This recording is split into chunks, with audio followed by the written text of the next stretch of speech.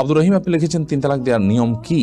আপনি যদি আপনার স্ত্রীকে 3 তালাক দিতে হয় তাহলে যেই পবিত্রতায়, অর্থাৎ মাসিক হওয়ার পর যে নতুন পিরিয়ড, পবিত্রতার পিরিয়ড শুরু হয়েছে, সেই পিরিয়ডে তার সাথে শারীরিক কোনো সম্পর্ক করা ছাড়া আপনি একটা তালাক দিবেন। এরপর একটা মাস চলে যাবে, আপনি আবার তাকে কখনো একটা তালাক দিবেন। এভাবে 3 দফা 3টা তালাক দিবেন তাকে, অথবা একটা তালাক দিয়ে আপনি ছেড়ে দিবেন, এটাই সবচেয়ে উত্তম। এবং 3 মাসে অটোমেটিকলি তার সাথে আপনার সময়, আপনার নির্দিষ্ট সময় আপনার পার হয়ে যাবে। এরপরে আপনি বিচ্ছেদ হয়ে যাবে। পরবর্তীতে আবার কখনো বিয়ে হলে এরপর যদি আবার তার থেকে তালাক দেওয়ার প্রয়োজন হয় তখন আপনি তালাক দিবেন। এভাবে তিন ধাপে 3টা তালাক দিবেন। একসাথে 3টা তালাক দেওয়া এটা নাজায়েজ এবং গুনাহের কথা। মোহাম্মদ রাসেল আইডি থেকে আপনি লিখেছেন, পালক মেয়ের সাথে নিজের পেটের ছেলের বিয়ে দেওয়া যাবে কিনা? হ্যাঁ, দেওয়া যাবে। যেহেতু পালক মেয়ে, সে আপনার আসল মেয়ে না, অতএব তাকে আপনি পেটের ছেলের সাথে বিয়ে দিতে পারেন। হ্যাঁ, যদি আপনার পালক মেয়েটা আপনার দুধ সন্তান হয় বা দুধ সম্পর্কিত আত্মীয় হয়, যার সাথে বিয়ে বন্ধন আবদ্ধ, হারাম, দুধের কারণে যে সম্পর্ক হয় সেটি যদি এই পর্যায়ে চলে যায়, ধরুন আপনি এই ছেলের বোনের দুধ আপনি পান করেছেন, তাহলে তো সে আপনার দুধ ভাই, যার কারণে তাকে আপনি বিয়ে করা জায়েজ হবে না।